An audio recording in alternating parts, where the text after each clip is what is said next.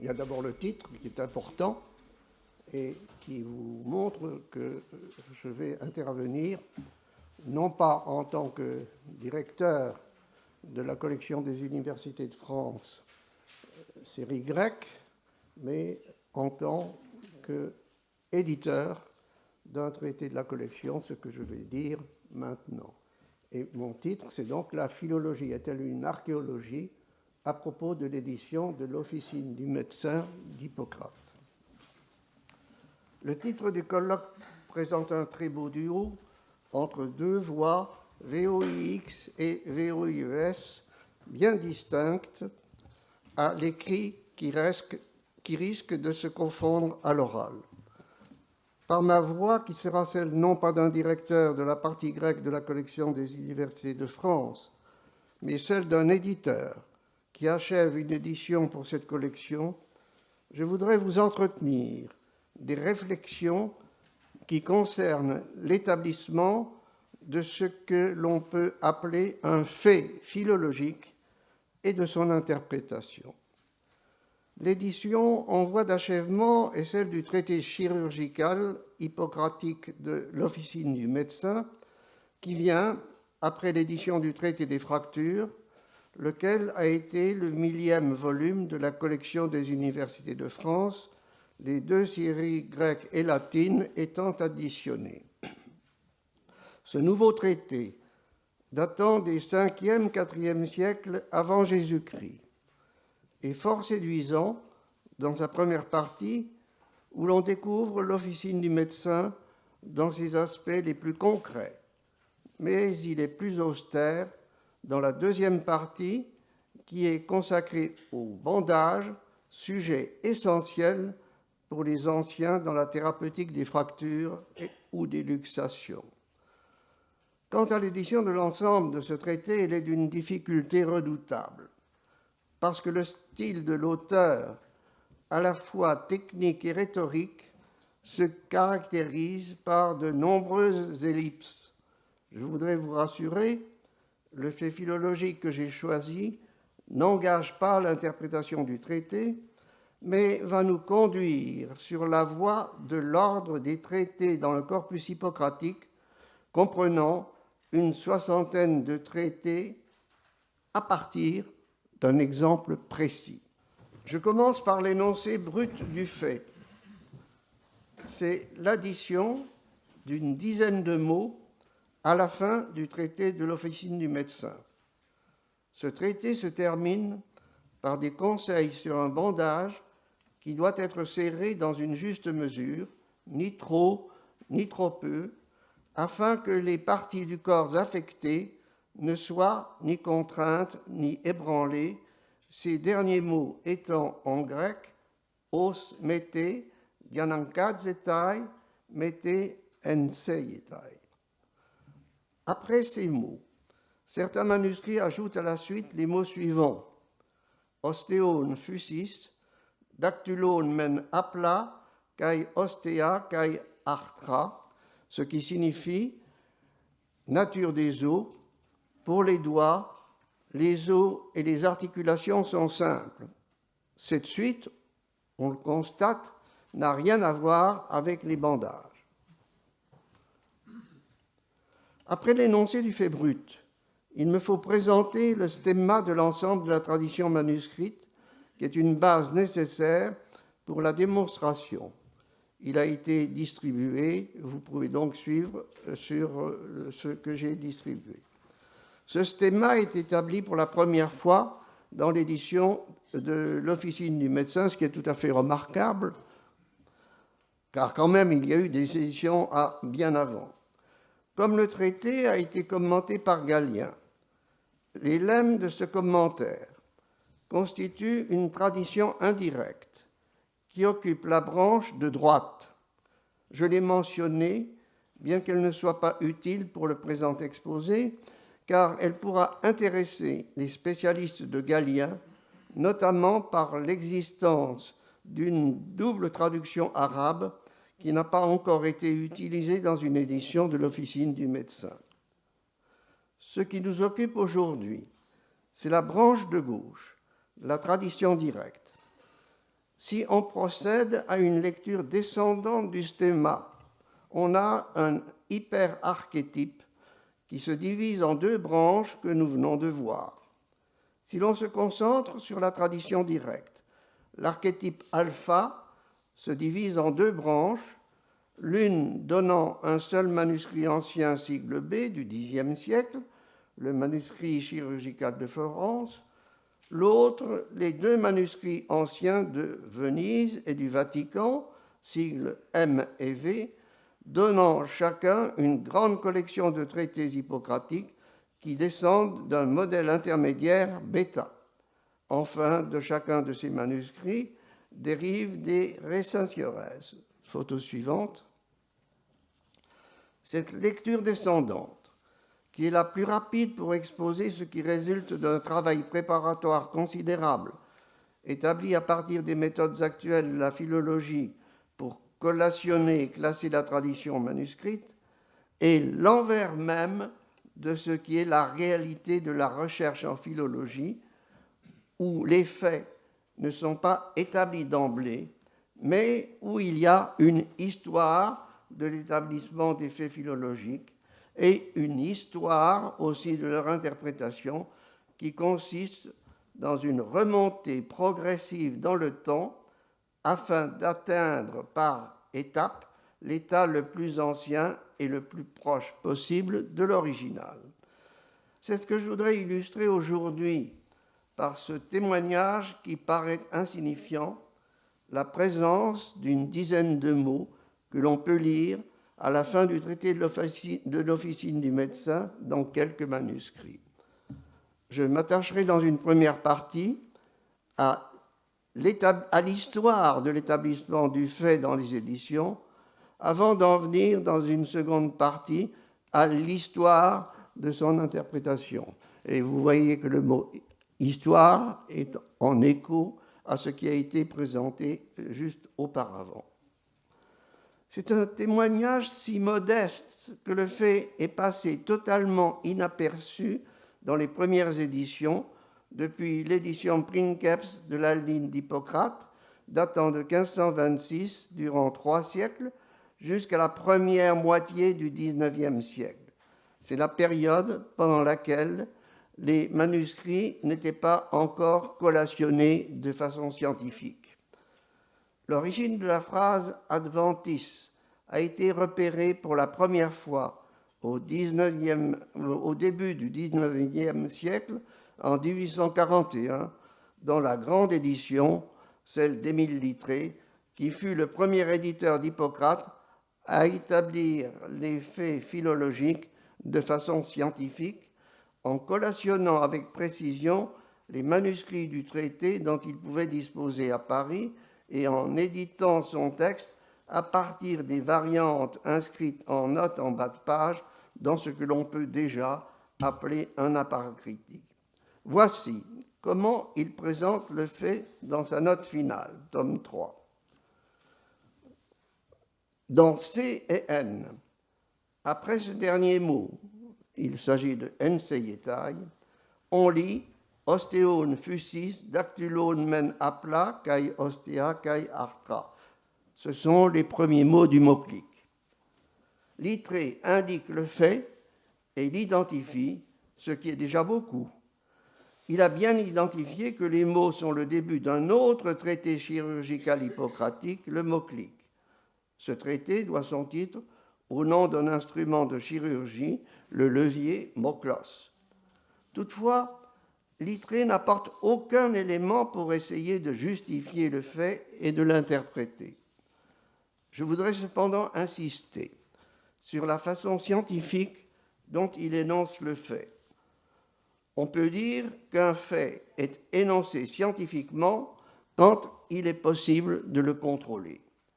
Les deux manuscrits désignés par les sigles C et N sont indiqués clairement dans Littré en tête du traité comme étant pour C le Parisinus Graecus 2146 et pour N le Parisinus Graecus 2248, deux manuscrits du XVIe siècle. On peut vérifier l'exactitude du fait sur des copies d'écran. Voici d'abord la copie d'écran de C, folio 44 verso. On peut lire aux lignes 2 et 3 les mots commençant par ostéon fusis et se terminant par arthra. Mais on peut ajouter un détail qui n'est pas indifférent. C'est que ces mots sont suivis du titre de rappel kat ietrion, ce qui indique que dans l'esprit du copiste, les mots font partie intégrante du traité de l'officine du médecin. Voilà ce qu'il en est de la vérification de C. Photo suivante. Venons-en à la vérification de N par la copie d'écran de la fin d'officine du médecin qui est à cheval sur le bas du folio 23 recto et sur le début du folio 23 verso. À la fin de la dernière ligne recto du recto, on lit, vous pouvez le voir, assez mal, ostéon fusis. Et à la première ligne du verso, depuis dactylone jusqu'à arthra. On peut compléter ce qu'a dit Littré en remarquant d'abord qu'il n'y a pas cette fois de titre de rappel comme dans C, et surtout, ce qu'il n'a pas dit, c'est que toute la phrase depuis ostéon fusis jusqu'à arthra a été soulignée et barrée par un correcteur de seconde main N2. Je soulignerai pour finir cet examen de la position de Littré, dont les mérites sont grands, l'innovation qu'il a apportée dans la série des éditions d'Hippocrate par sa façon de désigner les manuscrits. La façon dont il les désigne nous paraît naturelle, mais elle n'était pas encore usuelle à son époque. C'est lui qui a été le premier à établir pour Hippocrate, dans son édition, des sigles par des lettres. Et curieusement, il n'a pas fait au début de son édition dans le premier volume de 1839, mais c'est au milieu de son second volume de 1840. Il a commencé la rédaction de sa monumentale édition d'Hippocrate en désignant les manuscrits par leur code chiffré de la Bibliothèque de Paris. C'était déjà une notation scientifique qui permettait d'identifier le manuscrit sans ambiguïté. Mais au cours du deuxième volume, il décida de substituer des lettres aux chiffres pour désigner les manuscrits en justifiant le changement, il cite, par la nécessité de ménager l'espace. Voilà donc la première formulation du fait philologique qui nous occupe dans l'édition d'Émile Littré. Cette mention du fait a été reprise sans changement dans les éditions suivantes de la deuxième moitié du XIXe siècle, celle d'Hermerins, 1864, et celle de Pétrequin, 1878. Photo suivante. Quand on parvient à l'édition de Kuhlwein, du début du XXe siècle, en 1902, le fait observé est fondamentalement le même, mais les manuscrits indiqués sont différents. Voici son apparat critique à comparer à celui de Littré. Post enseitai addidit, ostéon fusis, dactylon men appla, kai ostia kai arthra, B.V. Initium moclici. Outre que le latin, devenu langue internationale à ce moment-là, a remplacé le français dans l'apparat critique, ce qui est important, c'est qu'à la place des manuscrits C et N, on a maintenant B et V. C'est-à-dire, à la place de deux manuscrits récents, deux manuscrits anciens. Le plus ancien est B, le Laurentianus plus 74-7, fameux manuscrit chirurgical du Xe siècle, contenant la collection du médecin de Constantinople Nikétas, dont vous voyez la copie d'écran. Ce sont les 5 dernières lignes du traité qui occupent la fin de la seconde colonne du folio 13 verso, ligne 26-30. La dernière phrase, se terminant par arthra, est parfaitement intégrée au reste mais il n'y a pas de titre de rappel. En dessous, vous avez la copie d'écran de V, le Vaticanus Grecus 276 datant des 11e, 12e siècles, folio 27 verso, ligne 36-37. Elle est de mauvaise qualité parce que malheureusement le Vatican n'a pas fait une bonne représentation. Mais il est possible de voir que comme dans le manuscrit C, la phrase sur la nature des eaux est située avant le titre de rappel Hippocratus cat Ietrion. En revanche, le troisième manuscrit ancien M de Venise que vous avez dans le stemma, suivi de la cohorte de Sir Recentiores, n'a pas la phrase sur la nature des eaux. Que s'est-il donc passé entre Littré 1840 et Kulwein 1902, justifiant ce changement dans la formulation du fait philologique? Deux choses importantes. D'une part, la connaissance de nouveaux manuscrits hors de la France, et d'autre part, un changement dans la méthode de classement des manuscrits. Les limites de l'édition Littré, malgré ses qualités exceptionnelles, tiennent d'abord à son choix des témoignages circonscrits à la capitale parisienne. Or, il se trouve que pour Officine du médecin, les trois manuscrits anciens ne sont pas à Paris, mais respectivement à Florence, à Rome et à Venise. Certes, la collation des manuscrits de Paris par Littré n'est pas totalement inutile, dans la mesure où il disposait, sans le savoir, des copies de ces trois manuscrits anciens qu'il ne connaissait pas. La seconde limite est qu'à l'époque de Littré, le classement correct des manuscrits par les fautes séparatives n'était pas encore à la base de l'édition. Le critère du choix, notamment chez les successeurs de Littré dans la deuxième moitié du XIXe siècle, Hermerins et Pétrequin, était surtout le nombre des manuscrits que Littré avait collationnés. Littré, lui, pourtant, avait déjà essayé de faire intervenir la qualité des manuscrits. C'est ce qu'il dit lorsqu'il a changé les chiffres par les lettres pour les désigner. Il n'a pas distribué les lettres de l'alphabet au hasard, mais selon la qualité des manuscrits. Il déclare « l'ordre des lettres est déterminé par l'importance des manuscrits ». Mais aucune règle n'est énoncée pour établir ce classement qui reste donc intuitif.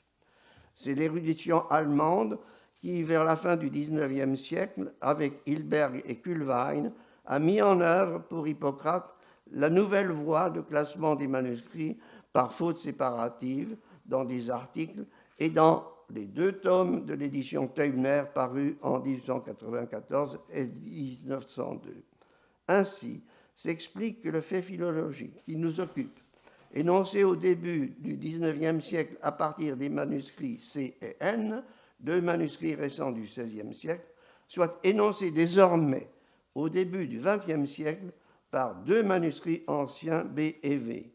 Le fait énoncé est le même, mais d'un éditeur à l'autre, on remonte de 5 siècles dans l'état du texte comportant la première phrase du mot-clic incorporé à la fin de l'officine du médecin. Le terme de incorporé est très exact, car l'ajout se trouve avant le titre de rappel de l'officine du médecin, quand il y en a un, comme nous l'avons vu. Si l'on résume les données sur la présentation du fait, d'après les données fournies par les éditions publiées jusqu'ici, le début de la phrase du mot-clic inséré à la fin de l'officine du médecin apparaît dans 4 manuscrits, à savoir dans les 2 manuscrits anciens B et V, et dans 2 manuscrits récents, N dérivant de B et C dérivant de V.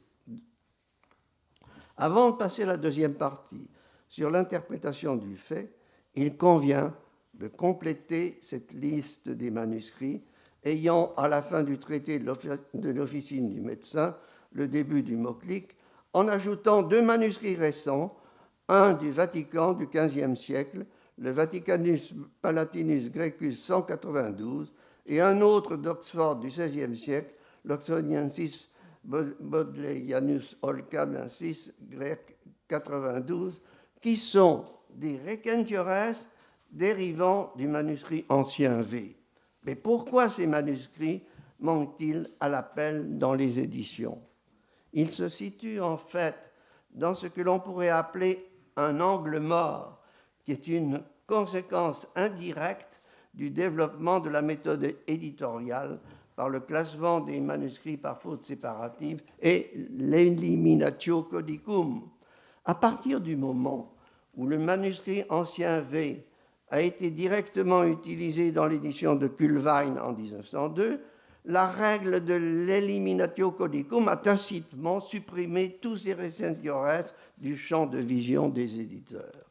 Cette façon d'utiliser l'eliminatio codicum a entraîné une conséquence assez fâcheuse, c'est une scission progressive, si dommageable, entre éditeurs qui sélectionnent les manuscrits et historiens des textes pour lesquels tous les manuscrits, quels qu'ils soient, contribuent à l'histoire du texte. Après avoir montré comment un fait philologique précis n'est pas une donnée immédiate, mais suppose toute une histoire qui progresse en fonction de la découverte des manuscrits et des méthodes éditoriales, et qui amorce de cette façon la remontée dans le temps nécessaire à l'éditeur pour s'approcher autant que possible de l'original, je dois constater que malgré les projets déjà accomplis pour le repérage du fait, son interprétation n'a retenu l'attention d'aucun des éditeurs précédents, probablement parce qu'il n'engage pas l'interprétation du traité. Qui plus est, dans la dernière édition, celle de Wissington, parue dans la collection Loeb en 1928, le fait n'est même plus signalé dans la paracritique, alors qu'il avait été signalé régulièrement par tous les éditeurs précédents depuis Littré. Pour aborder l'interprétation du fait, objet de notre seconde partie, il faut donc élargir le champ de vision, car c'est un phénomène qui rentre dans une catégorie de faits philologiques que l'on appelle en français réclame, en italien richiamo, en allemand Fangzeile et en anglais Catchline. C'est un processus de copie qui est une trace conservée à la fin d'une œuvre dans les manuscrits médiévaux d'un état plus ancien, où les œuvres n'étaient pas conservées sur des coliquès, mais sur des rouleaux. À la fin d'un rouleau qui contenait la fin de l'officine du médecin, le scribe avait recopié comme réclame le début de l'œuvre qui commençait le rouleau suivant, le mot-clic. Or, l'une des caractéristiques des réclames de la collection hippocratique est que cet ordre ancien ne correspond pas à l'ordre des traités, même dans les manuscrits anciens qui conservent la réclame. Je me suis intéressé aux réclames de la collection hippocratique dès ma première édition de La nature de l'homme, parue dans le Corpus Medicorum en 1975 et réédité en 2002. Et j'ai réalisé à la suite une synthèse dans la revue strasbourgeoise Thema de 1977, intitulée « Remarques sur les réclames dans la tradition hippocratique, analyse archéologique du texte des manuscrits ». L'exemple de la réclame dans Officine du médecin y est mentionné dans le tableau des réclames numéro 5, page 386, mais il ne fait pas partie des exemples qui avaient été commentés. La présente communication est donc nouvelle et vient en complément de l'article. Il nous faut aller à la recherche de cet ordre ancien des traités attesté par la réclame, ce qui doit nous permettre de franchir de nouvelles étapes de la remontée dans le temps. L'ordre actuel des traités dans les trois manuscrits anciens B et MV n'est pas le même. Dans B comme dans V, ainsi que leurs manuscrits récents, l'officine du médecin est suivie par le traité des fractures, tandis que dans le manuscrit M, l'officine du médecin est suivie par le traité de l'incision du fœtus. La première question qui se pose est de savoir quel était l'ordre des traités dans l'archétype alpha des trois manuscrits anciens BMV. Conformément au stemma que vous voyez où B d'un côté et MV d'un autre remonte à cet archétype, un accord de BV contre M remonte à l'archétype. C'est donc l'ordre officine du médecin fracture qui se trouvait dans l'archétype alpha. Photo suivante. Or, cet archétype remonte nécessairement à une époque antérieure à la translittération du IXe siècle, car le modèle commun bêta de VM, plus récent, était encore en majuscule. Ce qui le prouve, c'est que les deux manuscrits V et M ont chacun des fautes particulières qui s'expliquent par des mélectures de majuscules. Vous voyez, faute de M par mélecture de majuscules sur bonne leçon de BV, c'est en 11.2, c'est de ma nouvelle édition, Leye BV, Deye M, confusion de deux lettres triangulaires, lambda, delta et mes coupures. Pour les fautes de V par mes lectures de majuscules sur bonne leçon de BM, il y a en 7.13 loxo BM, doxo V, confusion de deux lettres triangulaires, lambda, delta. Et voici une mélecture plus belle en 13.16, ekastu BM, ekdetu V. Double confusion. D'une part de deux lettres triangulaires, alpha, delta, d'autre part de deux lettres circulaires, sigma, epsilon, et une double mécoupure. L'archétype de la tradition dirait qu'alpha, qui est nécessairement plus ancien que le modèle commun bêta, avait donc a fortiori un texte en majuscule. Cependant, comme cet archétype alpha n'a pas l'ordre ancien que suppose la réclame, c'est un livre en forme de codex. Cette remarque a déjà été faite par Jean Irigoyen dans son article sur le manuscrit V, qui vient d'être réédité dans Jean Irigoyen, La fabrique du livre à Byzance, dû aux soins de sa disciple Brigitte Mondrin. L'ordre authentique supposé par la réclame remonte donc à une période antérieure au passage du codex sur rouleau, c'est-à-dire vers les 4e, 5e siècles après Jésus-Christ, où pour maintenir la continuité par-delà la discontinuité des rouleaux, on inscrivait à la fin d'un rouleau le début du rouleau suivant. Puis, lors du passage du rouleau au codex, certaines réclames qui n'avaient plus lieu d'être ont subsisté. Elles sont devenues de plus en plus rares car elles ont été éliminées par les copistes qui se préoccupaient plus du sens que de la forme. Photo suivante. On a vu sur le vif le début de ce processus de suppression au début de notre analyse en signalant que dans le manuscrit N collationné par Littré, un correcteur de seconde main avait souligné et barré la phrase de la réclame. Photo suivante. Nous pouvons maintenant poursuivre ce processus de suppression car ce manuscrit N, pourvu de ces corrections, a une copie, le Parisinus Grecus 2247, qui a systématiquement tenu compte des corrections. Dans la copie d'écran à la ligne 3, c'était le folio 16, ligne 21, la réclame a disparu, car l'officine du médecin se termine par enseietai et non par artra. On assiste donc à la disparition de la réclame dans la branche de B au cours du XVIe siècle.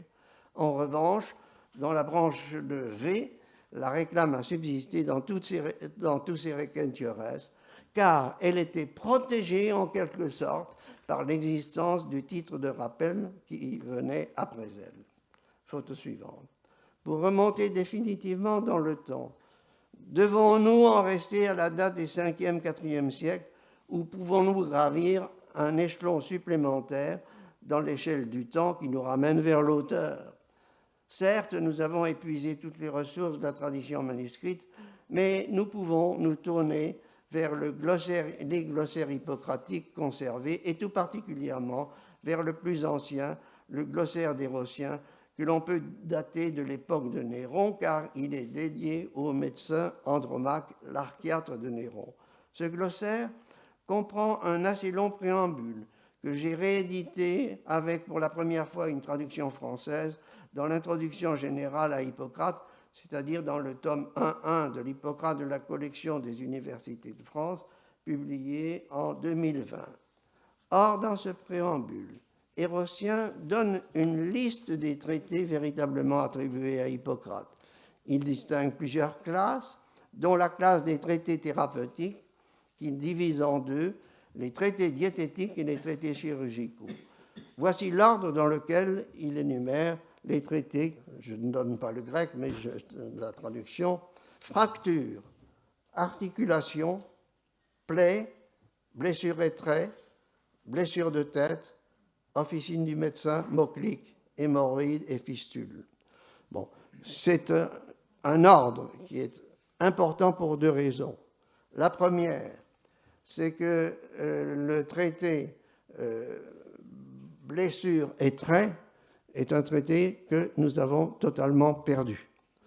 Et pour ce qui nous concerne en tous les cas, c'est que vous avez entendu très bien, il y a officine du médecin moclique.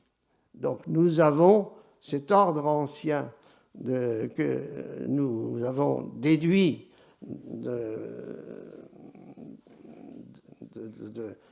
par la raison et par la méthode, et nous le retrouvons maintenant qui est justifié par ce texte d'Hérotien. Donc cette énumération est précieuse par l'existence d'un traité perdu qui n'a pas été transmis par la tradition manuscrite médiévale, donc, à savoir les blessures et traits. Elle l'est aussi par l'ordre ancien, officine du médecin moclique, qui existait déjà dans ce témoignage datant du 1er siècle après Jésus-Christ. En conclusion, nous avons essayé de montrer, à propos d'un fait philologique brut, apparemment anodin, que sa découverte, sa formulation et son interprétation impliquent toute une histoire de la chaîne des éditions depuis le XVIe siècle jusqu'à nos jours, dont les progrès sont dus à la découverte de nouveaux manuscrits et à l'acquisition de méthodes nouvelles dans les éditions successives.